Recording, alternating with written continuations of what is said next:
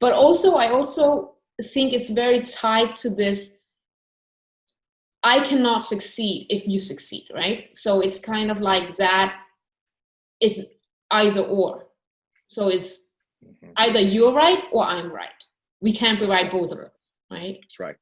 It's the competition too, right? Right there, Exactly. same thing, right? Because only one person can have the power, like this, because it comes down to like, we're either sharing or we're fighting, right? And I try to implement the co-generative groups that Christopher Emden speaks about in his book, for white folks who teach in the hood, which is where you assign different roles to different, so you group them up, the kids you have in the classroom, assign them different roles in terms of having basically a normal day in the classroom work, right? So some are responsible for content, others are responsible for the more like practical stuff, and then of course it takes turns, right? But what is interesting is this, how it creates this understanding of being co-responsible of what's going on in the classroom. Go ahead. Yeah, so this like co-responsibility, right? That we can't do our task if we don't have the other people doing their tasks, right? And it's so much easier for us to do our task when they have done theirs. So that whole like synergy between like, we are all in this classroom together and we have different roles that everyone is dependent on. That approach, I think, is really interesting, especially in a very individualistic culture. Yeah, I mean, it because the opposite is, you don't get a role, right? Yeah, exactly. You're just a recipient, right? There's a lot of writing and research. This is much older research about what's the role of the student, right? And does the student come with any knowledge, or does the student come as an empty vessel that we pour knowledge into, right? And even that simple framework of the relationship between teacher and student, right, or knowledge and student, shows the power, right? Because if we say that the student comes empty and blank, blank of culture, we'll say too, but even blank of knowledge, then the power dynamic is all in the teacher to give knowledge, right? As opposed to, no, you bring something, so you bring just as much knowledge to the classroom as you are taking from the classroom and taking from the books, right? So therefore you get a role, right? You don't deserve a role if you don't have a agency and even have like existence, right? You don't get to have a role, let alone power, right? To actually share, to say, now you're in charge, now you're teaching us, now you are doing something, right? That's just if everyone was the same culture, right? Now if you take that and couple that with race or identity, right? You really don't get agency because you are not the dominant group, right? So not only do you not have knowledge, but you also are the lower class or the lower ranked person in society. So you really are supposed to sit down and not say anything, right? Other than become like me, the more dominant group. Yeah, and also that thing of like feeling that you're easily replaced, right? That, but what you bring to the table is not something unique. It's not something that brings this authentic value to the table. So if you don't bring it, we'll just find someone else, right? And because you're right, you're replaceable because you're a commodity, right? You're a raw material, right? Which is back to this place of almost an exploitation type of relationship, All right. Okay, so I just want to ask you also about, what do you think is the first step in the classroom for a teacher particularly in order to dismantle white supremacy culture? I think, the first step is accepting that you are part of the problem, right? And being okay with that. there's it's almost like a cycle of mourning and loss, you know. Whenever something bad happens, first you're just in denial, of course, right? And then you accept it, then you're sad. Then at some point you say, well, what am I going to do about this, right? So first you kind of have to admit that you have a problem, right? It's like an addiction, you know, like just first admit that you have a problem. We all do, right? Because then if you admit that, then you can do something about it, right? Then you gotta figure out what you're gonna do about it. And that usually involves a lot of learning, right? A lot of reading, a lot of conversations. But generally you have to humble yourself, right? Because a lot of times, especially in the classroom, it's very similar to parenting, right? The dynamics, the power dynamic, right? Because if you're always in power and you're always the right person, then why do you have to change anything and why do you have to learn anything? As opposed to saying, if I'm taking a more humble stance, then I could learn, then I might be wrong, right? Then you can at least open yourself to learning some things, right? Then you can get to the place of learning, right? So you need to read, you know, you got to learn about the people that you actually serve, the people that you work with. And then also you got to be aware of the dynamics that are at play in your context, but even maybe your larger country, right? Because like in the US, there's some power dynamics that govern all of the United States, right? And it rests on the history that's 10 years to 500 years old, right? And if you're not aware of that history, both good and bad, it's pretty easy to be doing the bad part because you don't even know, right? You're ignorant to that, right? So you have to be a student of history too, right? And not just the good parts of history, you got to learn the parts that were bad too, so that you're not doing that, but also trying to maybe correct some of those mistakes, right? Whether that's a history of imperialism or a history of assimilation or a history of exploitation, discrimination, whatever that is, you want to make sure that you're not doing many versions or continuation of that, right? So I mean, the road is very long, right? And we'll never reach the end, but that's good, right? Because it will never stop moving, right? And at least we'll be making some progress. Another place to start is to have an honest assessment of what is actually going on, right? Because you can easily pretend like everything's okay. But if you look at either the outcomes and like, let's say the statistics or the numbers, that will show you if there's a problem or not a problem, right? And if you also let go of the idea that these outcomes or the statistics are supposed to be that way, then you probably also open yourself. Because once you say like, oh, that's just the way it's supposed to be, this group is supposed to perform like this group is supposed to have this, then of course there's no change. But if you say that all the groups should at least have equal access to regular things like happiness and success and an easy way of life, then you ask the question of, well, then why aren't they, right? So you have to honestly say what's going on. And the other best part is just talk to the people, right? I mean, ask people what their real experience is. They'll tell you, right? I mean, people in power will probably answer the question and say, things are going pretty well, you know? If you ask people not in power, right? If you ask women how they're doing and whether or not sexism is done yet, they'll probably be honest with you if you ask them an honest question. You really want to hear what they have to say. But you have to open yourself to hear an answer that you may not want to hear, right?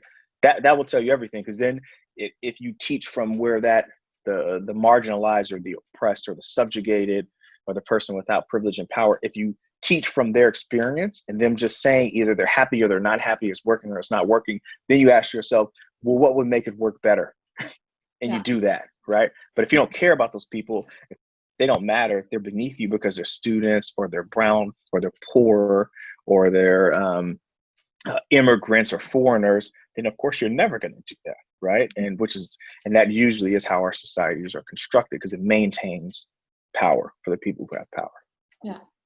And also I just want to add on to that, because also that understanding of knowing what happiness looks like, right? Happiness is also different depending on who you are. Joy looks different depending on who you are. Safety looks different depending on who you are, right? I just want to ask you in the end, what do you think, how can we create these kind of like affinity groups or spaces for children if we have only one or two of them in our classrooms among, let's say, 20 white children? What can we do as a team to create these groups? Good point. Yeah, I remember you asked me that. So I think if you have more than one, let them be together, right? Give them space and time to be together, right? And to explore their identity together, right? If that's an option. If you don't have more than one person from a particular cultural background or ethnic background or racial background, then it is useful for folks of at least a non-dominant background to be together, because they're going to share this experience of what it's like to be dominated, right? And what they would need to feel liberated and free and whole, right? Now, it is important not just to group everybody together, because people have different experiences, right? So that may mean you may need to create some alliances or some affinity groups across space and time, right? So maybe you only have one student that is from China at your school, but maybe there's another student from China at another school, right? And it's important for them to get together, right? Because we do that outside of school all the time, right? A lot of times we may be a part of the same cultural group or the same church group or the same neighborhood group that at least has the same background, right? So we may need to recreate those things at least across schools, right? And that may be, it may be a whole, you may have to go across the city or between cities, right? So that people can at least articulate what their experience is like in a group large enough to take form and also have power, right? Because when you only have one person, you don't have a lot of power. But all of a sudden, 2 or 3 people are talking, let alone hundreds of people, then you can have this collective voice that has to be reckoned with, that has to be respected and responded to. But we do have to create space for that, and also not discourage it, right? Because a lot of times people in power, we don't do that because it makes us feel like we're doing something wrong. It emphasizes the difference that we don't want to deal with. But people who are different, they're okay. They know they're different. They look in the mirror, they look on the news, they look on TV, they know they're different, right? And being able to be with someone who at least has the same experience to make you feel like you're not wrong or inferior makes you feel human, right? And so, you know, we have to be creative in doing that, and also facilitate it so that it's not so hard. Yeah, and then you have all the kids as well, right, who internalize white supremacy to this extent that they kind of distance themselves from whatever community they also belong to, and from the color of the skin, and from the culture. And I see a lot of the children that I'm around, they don't want to learn the language of the parents, right? They don't want to speak it. They want to acknowledge that they speak it. They don't want to engage in the culture. If we play music related to that culture, they totally distance themselves from it, because they just want to blend in to the dominant culture and be part of that. Right? And the interesting thing about that is that sounds okay in the immediate time frame, right? Because immediately the dominant culture and white people make you feel a little less inferior if you're talking their language, right? You get to be a little bit more a part of what's going on immediately, right? Maybe you get a job, maybe you get to be a part of this class, maybe you get to join the other class, maybe you get to move up, maybe you get invited to some of their parties, right?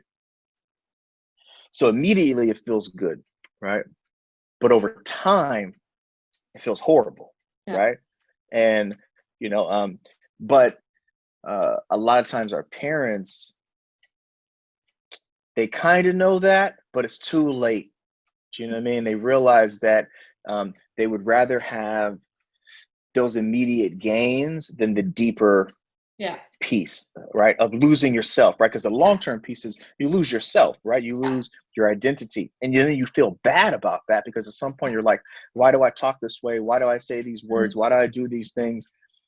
And then you realize that it was actually an option for you not to have to do that, right? And then you realize that the times that you actually actively chose to go with this dominant group versus your own group. And that's the part that over long term makes you feel horrible about yourself, right? But people don't necessarily say that. They don't say you're choosing to hate yourself by doing this, right? And that's the part that is very negative, right? That and even white people don't really understand that too, because they don't have that experience. They just think that you're being a part of what's going on. They don't think you're losing anything in the process because they lost their culture years ago, right? Centuries ago, right?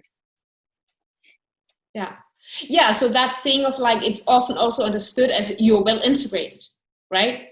You really understood how the culture is here, what's valued.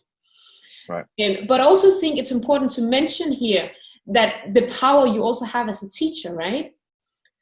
Because it's also, if you start acknowledging that culture that your students actually represent or that they bring to the classroom, if you start to introduce things in other languages, in different languages, from different cultures, if you start to open up this conversation, my experience is also that it comes with power, that it was the teacher who put on this song, right? So both for white students, but also for the students of color, that it's like they're validated with what they bring to the classroom. And it's deeper than validation. Like, you have worth, and sometimes I think it's important to expand that idea, right? Because like validation, we use that word, but we don't necessarily take it to the point of like, but you're seen as a full person, right? Because when you don't do that, you're not a full person. And unfortunately, with the power dynamic, the person in power gets to determine whether you have worth or value or not. And when we don't do that, we're communicating that you don't have value. You don't matter, right? And not just that, you're at this level here and I'm at this level here, right? So that's why it's so much more powerful, because then you see that and you go like, oh my God, like I can still say that. I can use my home language. I can bring my home food here, even though it's not the Danish food, right? Like that's okay, like, and you're like, oh, okay, this makes me feel better about myself, right? So there's incredible power that we have in our power to make people feel fully human, right? But we also have to prepare ourselves, because there's going to be pushback by all those other people who have power, because they're going to say, why aren't we playing my music right now? What is that music? And the people in power easily want to push back and be defensive in that moment and make fun of that person, which is why we're conditioned in how to treat new people, right? And foreigners, right? We make them feel like they don't belong, like they're not good enough, right? Because that maintains our power. So you also have to fight that urgency and be prepared for that too, because the kids will try to overtake that too, right? And you have to be this almost like a policing force, right? To affirm this culture or this person, right? And people have to be ready for that fight too, because people in power will fight back very, very hard to maintain their power, right? So we have to be prepared for that and ready to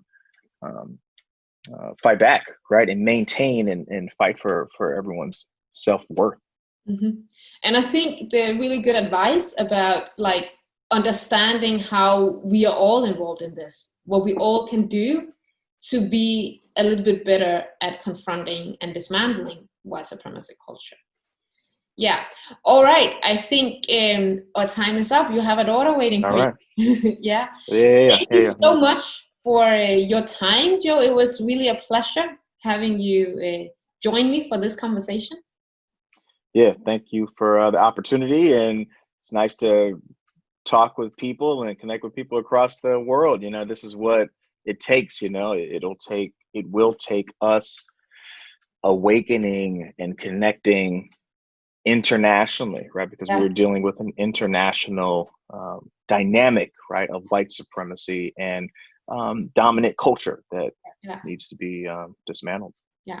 And I would really invite people, especially teachers working here in Denmark, to join the movement.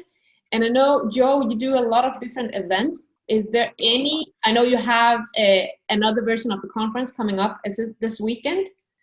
Yeah, maybe that's soon enough. But do you have anything coming up within the next couple of months if people are curious to learn more? Yeah, so in about a week, I have a conference coming up in mid-August. I have another institute I'm doing with two colleagues about whiteness and justice and returning to school. In about a month, I'm doing a short training about restorative practices, which is, generally the relationship between student and teacher with respect to discipline, but also thinking about implicit bias as we do that work.